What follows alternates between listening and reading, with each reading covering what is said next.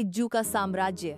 जंगल के गहन अंधकार में, जहां चांदनी भी पर्णकुटी की छांव में ठिठक जाती थी, वहां रहती थी इज्जू, एक बूढ़ी कुतिया जिसके भूरे फर पर समय के जख्म और अनुभव की गहराई उकेरी थी।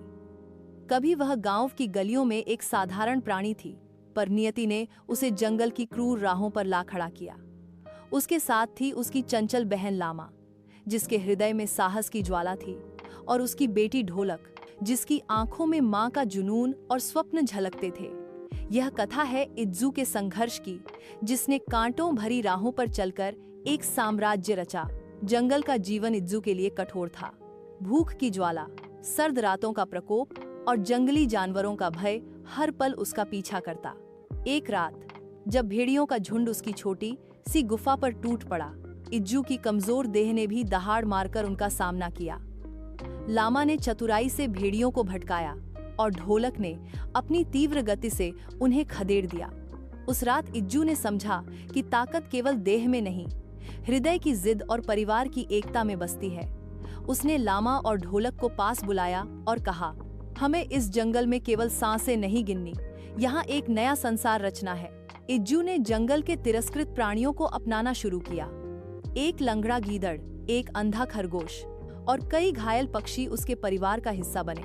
लामा ने उन्हें सिखाया कि कमजोरी भी शक्ति बन सकती है, और ढोलक ने जंगल के गुप्त रास्तों को खोज निकाला, जहां फल, फूल और जल की सौगात थी।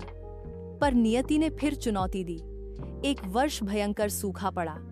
जंगल की नदी पर एक क्रूर बाघ का कब्जा था, जो किसी को जल न लेने देता। इज्जू ने ठान लिया कि वह बाघ से टकराएगी। जब इज्जू बाघ के सामने खड़ी हुई, उसकी थकी देह पर उम्र के निशान साफ थे। बाघ ने ठाखा लगाया, बूढ़ी कुतिया, तू मुझसे लड़ेगी?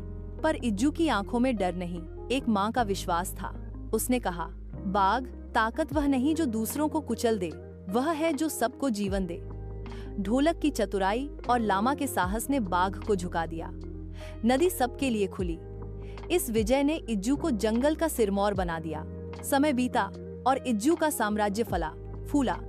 उसने एक ऐसी व्यवस्था रची जहां हर प्राणी को भोजन, आश्रय और सम्मान मिला।